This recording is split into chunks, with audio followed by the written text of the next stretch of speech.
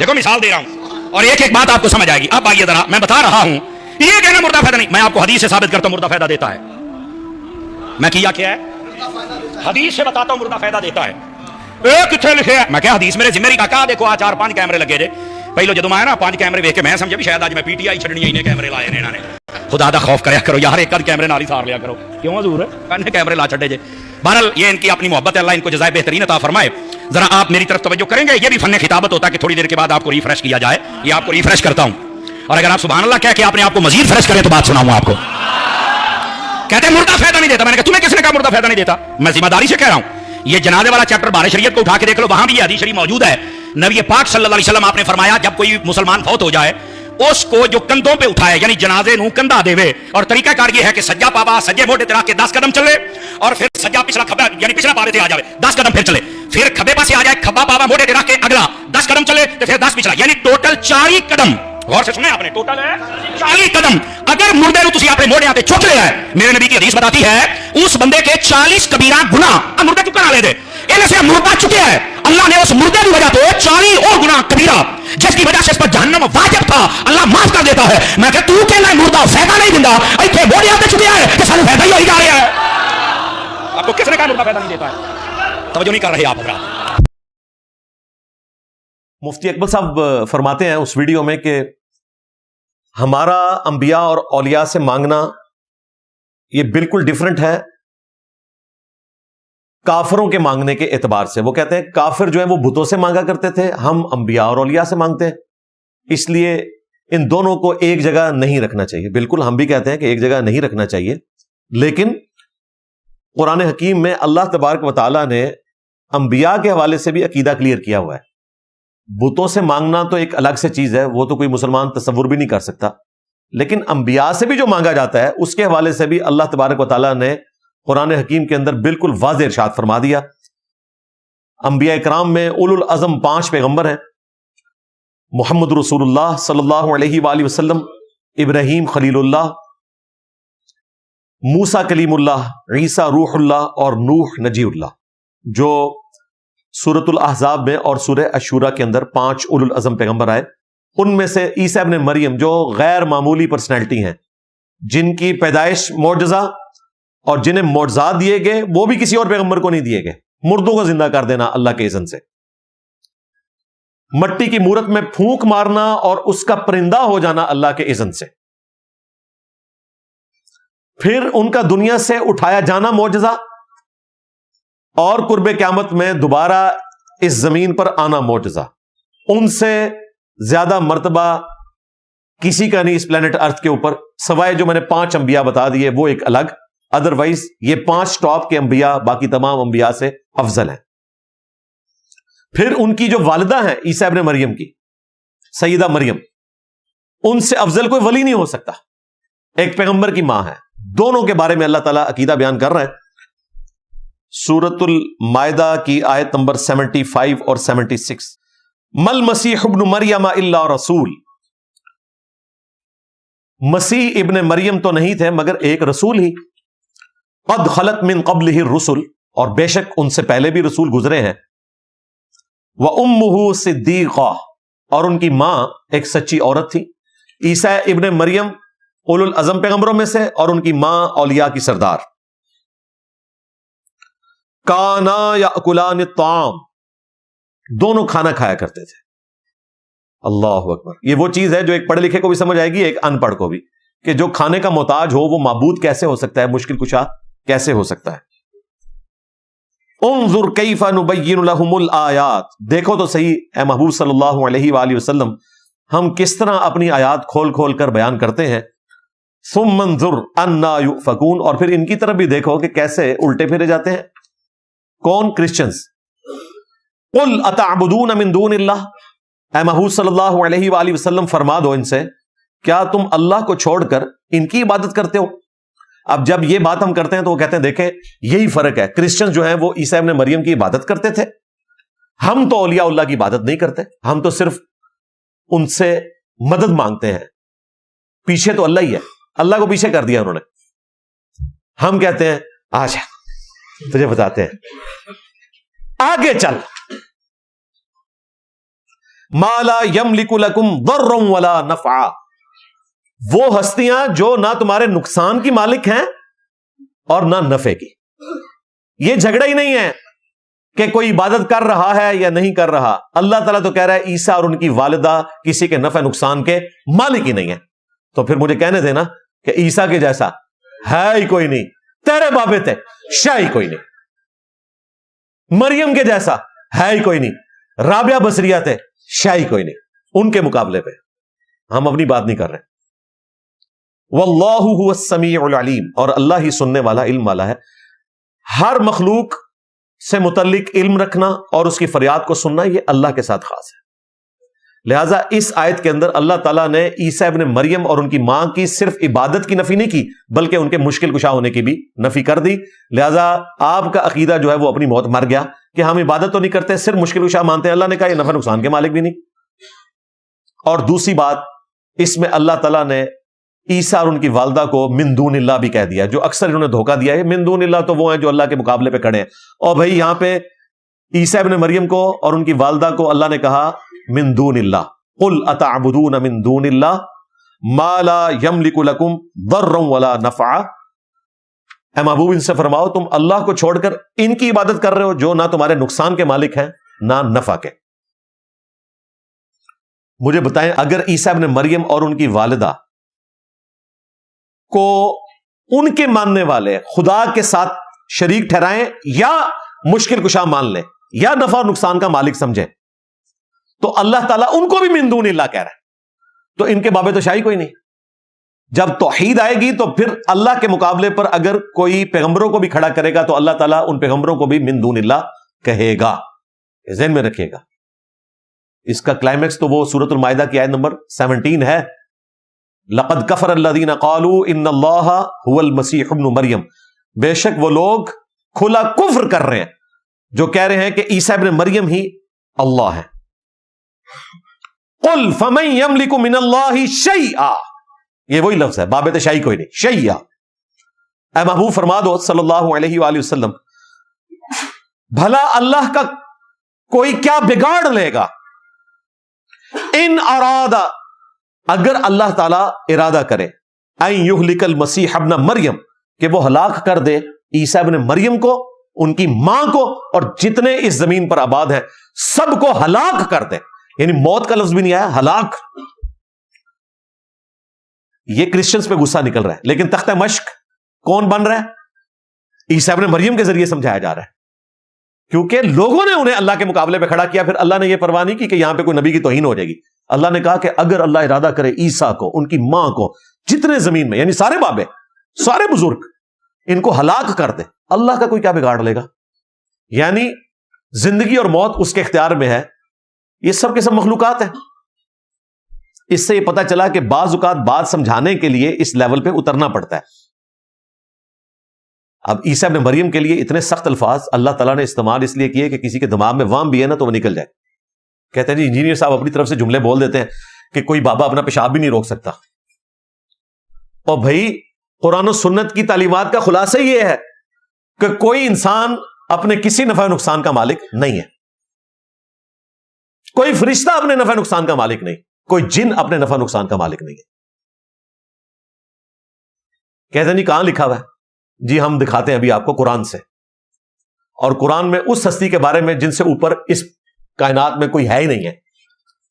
اللہ کے محبوب امام کائنات سید الاولین والآخرین شفیع المذنبین رحمت للعالمین خاتم النبیین سیدنا و مولانا امام اعظم محمد رسول اللہ صلی اللہ علیہ وآلہ وسلم کے بارے میں سورۃ الاعراف کی آیت نمبر 188 اعلیٰ حضرت کا یہ ترجمہ پڑھ لیں. جن کے بارے میں آپ کو زام ہے نا وہ ترجمہ ٹھیک کرتے ہیں، ان کا ترجمہ پڑھ لیں. قل لا املک لنفسی نفعا ولا ضرا. اے محبوب تم فرما دو صلی اللہ علیہ وآلہ وسلم میں تو اپنی جان کے لیے بھی کسی نفع اور نقصان کا مالک نہیں ہوں. کسی نفع اور نقصان کا مالک نہیں ہوں، اپنی جان کے لیے بھی. اب مجھے بتائیں جان کے نفع اور نقصان میں کون کون سی چیزیں آتی ہیں؟ جان کے نفع میں کیا آتا ہے؟ کھانا پینا. کھائے پیے گا نہیں انسان تو مر جائے گا. جان کے نفع میں کیا آتا ہے؟ سانس لینا. سانس نہیں لے گا تو مر جائے گا. جان کے نفع میں کیا آتا ہے؟ نیند کا آنا. نیند نہیں لے گا کچھ عرصے بعد ڈیتھ ہو جائے گی. اس لیے اللہ نے اس کو اپنے ساتھ منسوب کیا, لا تأخذہ سنۃ ولا نوم. اللہ کو نہ نیند آتی ہے نہ اونگ آتی ہے. یہ مخلوق ہے جس کی مجبوری ہے کہ اس نے 24 گھنٹے میں ایک دفعہ سونا ہی سونا ہے, ورنہ وہ پرفارم ہی نہیں کر سکتی. اور نقصان میں کیا چیزیں, سب سے بڑی چیز کہ جو ہم کھانا کھاتے ہیں یہ اگر پیشاب کی شکل میں ہمارے جسم سے نہ نکلے تو یہ ہمارے لیے زہر ہے. یہ جو لوگ ڈریسز پہ چلے جاتے ہیں, مشینوں پہ چڑھ جاتے ہیں, گردے نہیں نا کام کر رہے ہوتے, پیشاب نہیں بن رہا ہوتا, وہ یوریا خون کے اندر گھومتا رہتا ہے, وہ زہر ہے, انسان کی ڈیتھ ہو جائے گی اگر پیشاب علیحدہ نہیں ہوگا. تو اے نبی تم فرماؤ, نہ میں اپنے نفع کا مالک ہوں نہ نقصان کا. اس سے بڑا کیا نقصان ہو سکتا ہے کہ انسان کھانا کھا لے اور وہ پیشاب کی شکل میں باہر نہ نکلے. اس کا مالک بھی اللہ ہے. کوئی بڑے سے بڑا انسان اپنا پیشاب بھی نہیں روک سکتا. کہتے ہیں جی دیکھو جی انبیاء کی یہ توہین کر رہے ہیں, اولیاء کی توہین کر رہے ہیں. او بھائی میں انبیاء کو نہیں کہہ رہا کہ تم اپنا پیشاب نہیں روک سکتے, میں یہ بتا رہا ہوں کہ کوئی نبی, کوئی ولی, کوئی بزرگ, کوئی صحابی, کوئی آل البیت میں سے نہ اپنے کسی نفع کا مالک ہے نہ نقصان کا. نفع نقصان میں جتنی چیزیں آتی ہیں, سانس ہو, کھانا پینا ہو, پیشاب ہو, ان ساری چیزوں کا مالک اللہ ہے. کوئی اپنی مرضی سے اپنے ساتھ اس قسم کی کوئی ایکٹیویٹی پرفارم نہیں کر سکتا. اگر نبی علیہ السلام کے بارے میں یہ بات ہو رہی ہے تو تیرے بابے تو شاہی کوئی نہیں بھائی. اے نبی تم فرماؤ میں اپنی جان کے لیے بھی نہ کسی نفع کا مالک ہوں نہ نقصان کا, الا ما شاء اللہ, مگر جو اللہ چاہے. یعنی یہ سب اللہ کے اختیار میں. اچھا بعض لوگ نا اس کے اندر تعریف کرتے ہیں, وہ کہتے ہیں الا ما شاء اللہ کا مطلب یہ ہے کہ اللہ کی اطاعت سے میں مالک ہوں اپنے نفع اور نقصان کا. اب دیکھیں اس قسم کی اگر قرآن میں تعریف کریں گے تو پکڑے جائیں گے, کیونکہ یہ آیت مکمل نہیں ہوئی. یہ آیت خود بتا رہی ہے کہ اللہ کے نبی علیہ السلام کے ذریعے کہلوایا جا رہا ہے کہ آپ اپنے نفع نقصان کے مالک نہیں ہیں, صرف اللہ مالک ہے. اور وہ کیسے؟ اس کے ساتھ آیا وَلَوْ كُنْتُ أَعْلَمُ الْغَيْبِ, اگر میں غیب جان لیتا ہوتا, یعنی خود سے. ایک تو وہ ہے جو اللہ تعالیٰ غیبی خبریں دیتا ہے, وہ تو برحق ہے, وہ تو نبی کی خصوصیت ہے کہ اس کے پاس غیبی خبریں آتی ہیں. اگر میں خود غیب جان لیتا, لَسْتَكْثَرْتُ مِنَ الْخَيْرِ, تو میں خیر کثیر جمع کر لیتا. وَمَا مَسَّنِيَ السُّوءُ, اور مجھے کبھی کوئی تکلیف نہ پہنچتی. ظاہر ہے اگر انسان کو پتا چل جائے کہ یہ کھانا کھانے سے فوڈ پوائزننگ ہونی ہے تو وہ کھانا نہیں کھائے گا, فوڈ پوائزننگ نہیں ہوگی. دنیا کو اللہ نے فزیکل فینومینا آف نیچر کے ساتھ جوڑا ہوا ہے. اگر کسی شخص کو دکھا دیا جائے کہ جب تم یہ روڈ کراس کرو گے تو پیچھے سے ایک گاڑی آئے گی جس کی بریکیں فیل ہیں اور تم ایٹ دا اسپاٹ مر جاؤ گے, تو انسان پوری زندگی اس روڈ سے نہیں گزرے گا اگر اس کو پہلے مستقبل میں وہ سی سی ٹی وی کیمرے میں دکھا دیا جائے اللہ کی طرف سے. اے نبی تم فرماؤ اگر میں خود سے غیب جان لیتا تو میں خیر کثیر جمع کر لیتا اور مجھے کبھی کوئی تکلیف نہ پہنچتی. ان انا الا نذیر و بشیر, میں تو نہیں ہوں مگر ڈر سنانے والا اور خوشخبری سنانے والا. لقوم یؤمنون, اس قوم کے لیے جو ایمان لانا چاہے, جو بات ماننا چاہے. تو اگر رسول اللہ کا یہ سٹیٹس ہے صلی اللہ علیہ وآلہ وسلم, تو بابے تو شاہی کوئی نہیں بھائی. نبی علیہ السلام کو بھی کہا جا رہا ہے کہ آپ فرما دیں کہ اگر میں خود غیب جان لیتا تو میں خیر کثیر جمع کر لیتا, مجھے کبھی کوئی تکلیف نہ پہنچتی. مجھے تکلیفوں کا آنا, غزوہ احد میں میرے دانتوں کا شہید ہونا, طائف میں مجھے کفار کی طرف سے تکلیف اٹھانا, یہ ساری چیزیں اللہ نے میری ازمائش کا حصہ رکھی ہوئی تھی. میں خود فورسینی سے کر سکتا تھا, ورنہ میں خیر کثیر جمع کر لیتا. اور یہ واجب ہوتا ہے انسان کے اوپر. بخاری مسلم میں آتا ہے نا کہ ایک یہودیہ نے دعوت کی تھی اور کھانے میں زہر ملا دیا, کچھ اصحاب نے کھا لیا, وہ شہید ہو گئے. پھر قصاصاً اس یہودیہ کو قتل کروایا گیا. سو نبی داؤد میں تفسیر کے ساتھ ہے, بخاری مسلم میں بھی موجود ہے. نبی علیہ السلام نے جب وہ بوٹی اپنی زبان پر رکھی, اب مجھے بتائیں اگر نبی علیہ السلام کو پتا ہو کہ اس میں زہر ہے, آپ نے کبھی زبان کے قریب بھی نہیں لانی تھی. نبی تو غیر شرعی کام کر ہی نہیں سکتا کہ وہ زہر والی چیز اپنی زبان پہ رکھے. جیسے ہی زبان پہ رکھی تو اس بوٹی میں سے آواز آئی کہ مجھے نہ کھائیں, مجھ میں زہر ہے. تو آپ نے وہ تھوک دی, لیکن اس کا بھی اثر آپ کے جسم پہ رہا 4 سال تک. صحیح بخاری میں آتا ہے کہ میں نے خیبر کے موقع پر اے عائشہ جو وہ بوٹی کا ٹکڑا اپنی زبان پہ رکھا تھا وہ مسلسل میری رگیں کاٹ رہا ہے, اور اسی کی وجہ سے حضور کی پھر ڈیتھ بھی ہوئی. ہاں, نبی علیہ السلام کو اللہ تعالیٰ نے آنری طور پر شہادت کی موت دی اس زہر کو لوٹا کر. تو آپ اندازہ کریں کہ کوئی شخص اپنے نفع نقصان کا مالک نہیں ہے. اگر نبی علیہ السلام کے بارے میں یہ عقیدہ ہے تو باقی تو آپ چھوڑ دیں, یہ ساری چیزیں انہوں نے کہانیاں بنائی ہوئی ہیں. لہٰذا یہ بہانہ کرنا کہ جی ہم جو ہے وہ انبیاء سے مانگ رہے ہوتے ہیں اور وہ بتوں سے مانگتے تھے، بھائی اللہ تعالیٰ نے تو عقیدہ بالکل واضح کر دیا۔ علمی پوائنٹ نمبر 3، مفتی اکمل صاحب نے فرمایا کہ اگر آپ کسی ہستی کو مستقل بذات اور فاعل حقیقی سمجھ کر پکاریں تو شرک ہے، اگر اللہ کی عطا سے اور غیر مستقل بذات مانے تو بالکل درست ہے۔ اب آپ سوچ رہے ہوں گے یہ ٹرمز انہوں نے کہاں سے نکالی ہیں؟ یعنی مستقل بذات صرف اللہ کی ہستی ہے جس کے پاس ہر طاقت اپنی ہے اور پرماننٹلی اٹیچ ہے اس کے ساتھ، باقیوں کے ساتھ جو چیزیں اٹیچ ہیں وہ عطائی ہیں، تو کہتے ہیں انبیاء کے ساتھ ہم مستقل بذات نہیں مانتے، عطائی مانتے ہیں، اور محدود مانتے ہیں، اللہ کی لا محدود ہے۔ تو یہ فرق کر لیں تو ٹھیک ہے۔ پوچھے کہاں لکھا ہوا ہے تو وہ ان کے پاس کوئی دلیل نہیں، ہاں اس کے الٹ جو لکھا ہے وہ ہم آپ کو بتا دیتے ہیں۔ مسند احمد میں یہ حدیث موجود ہے اور امام بخاری نے الادب المفرد میں بھی لی ہے کہ ایک صحابی نے عرض کیا یا رسول اللہ ما شاء اللہ وشئت، اے اللہ کے نبی جو اللہ چاہے اور جو آپ چاہیں۔ آپ صلی اللہ علیہ وآلہ وسلم نے فرمایا اجعلتنی للہ ندا، کیا تو نے مجھے اللہ کے مقابلے پر ند بنا دیا ہے، اللہ کے مقابلے پر کھڑا کر دیا ہے؟ قل بل ما شاء اللہ وحدہ، بلکہ کیا ہے اکیلا جو اللہ چاہے۔ اب وہاں پہ مفتی اکمل صاحب یا ان کے فرقے کے ماننے والے لوگ ہوتے تو انہوں نے کہنا تھا یا رسول اللہ ہم آپ کو غیر مستقل بذات اور عطائی مانتے ہوئے کہہ رہے ہیں، اور ہے بھی یہی تھا۔ کیا صحابی کا عقیدہ تھا کہ رسول اللہ کوئی منی گاڈ ہے؟ اس زمانے میں تو ابھی شرک والا معاملہ سٹارٹ ہی نہیں ہوا تھا، صحابی اللہ کا بندہ ہی مانتے تھے، لیکن نبی علیہ السلام نے ان کو کہا کیا تم نے مجھے اللہ کے مقابلے پر کھڑا کر دیا، بلکہ کہو جو اکیلا اللہ چاہے۔ اچھا ایک بریلوی عالم کے سامنے میں نے حدیث رکھی، ابھی میں نے آدھی پڑھی نا، تو وہ آگے سے کہتے ہیں کہ آپ نے اس کا ترجمہ غلط کیا، اس کا مطلب ہے کہ نبی السلام نے کہا کہ کیا تم نے اللہ کے مقابلے پہ تو نہیں نہ کیا نا مجھے، تو پھر ٹھیک ہے۔ اور میں کہا آگے پڑھ، آگے چل، قل بل ما شاء اللہ وحدہ، بلکہ کیا ہے جو اکیلا اللہ چاہے۔ نالی جناب وہ دی وہاں نکل گئی پھر مولوی دی۔ میں نے کہا نبی علیہ السلام نے دیکھیں اتنی پرفیکٹ بات کی ہے کہ شیطان اپنی شیطانی توحید اس میں داخل کر ہی نہیں سکتا۔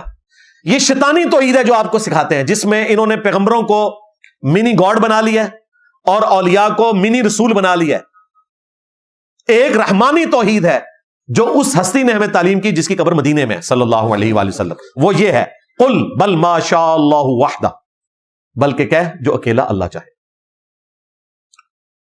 پھر صحیح مسلم میں حدیث ہے اور سنن نبی داؤد میں بھی اس کا کچھ حصہ موجود ہے۔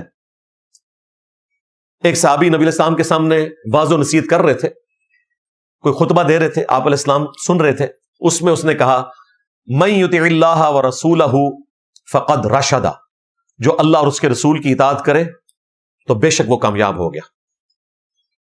ومن یعصہما، اور جس نے ان دونوں کی نافرمانی کی، فقد غوا، تو بے شک وہ بہک گیا۔ بالکل درست جملہ تھا، کوئی اس میں شرک نہیں تھا، نہ آؤٹ آف کانٹیکسٹ تھا، لیکن نبی علیہ السلام کو جلال آیا۔ آپ صلی اللہ علیہ وآلہ وسلم نے فرمایا بئس الخطیب انت، کتنا برا خطیب ہے تو،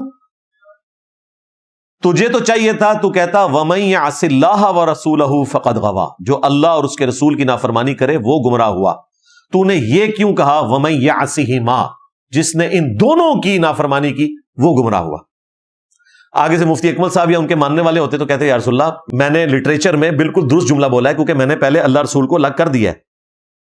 اس نے پہلے کہا تھا نا من یطع اللہ ورسولہ فقد رشد، جو اللہ اور اس کے رسول کی اطاعت کرے وہ کامیاب ہوا۔ اس کے بعد اگر وہ کہہ رہے ہیں نا ان دونوں کی، تو وہ دونوں سے مراد دونوں کو الگ ہی کر رہا ہے، لیکن نبی علیہ السلام نے کہا یہاں بھی الگ کرو، ومن یعص اللہ ورسولہ، دونوں کو اکٹھا جمع نہ کرو۔ کتنا برا خطیب ہے تو، بئس الخطیب انت۔ اور ابو داؤد میں آگے الفاظ ہیں، آپ نے کہا قم اذهب، اٹھ اور ادھر سے نکل جا، یعنی اس وقت تو میری نظروں سے دور ہو جا، کیونکہ نبی علیہ السلام کا کوئی ذاتی مسئلہ نہیں تھا یہاں پر، یہاں توحید کا معاملہ تھا۔ تو امام الموحدین صلی اللہ علیہ وآلہ وسلم کے اخلاق پھر یہی ہیں کہ شرکیہ بات یا شرک کی طرف لے جانے والی بات اگر آپ کے سامنے ہو تو آپ جلال میں آ جائیں۔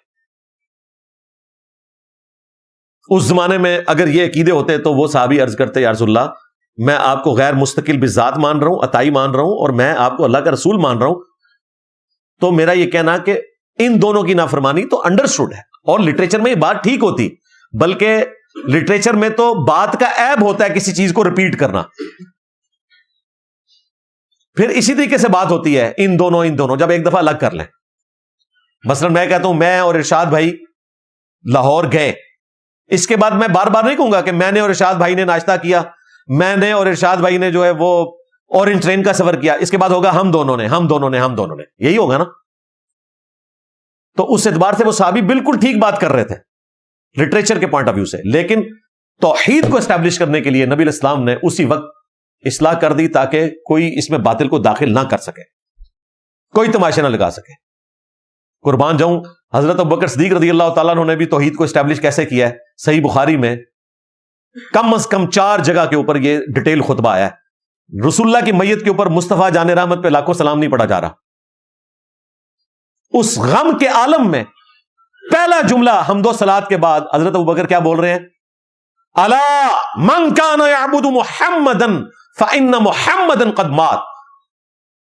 آگاہ ہو جاؤ، کان کھول کر سن لو، جو کوئی بھی تم میں محمد کی عبادت کرتا تھا جان لے کہ محمد مر چکے. فان محمدا قد مات.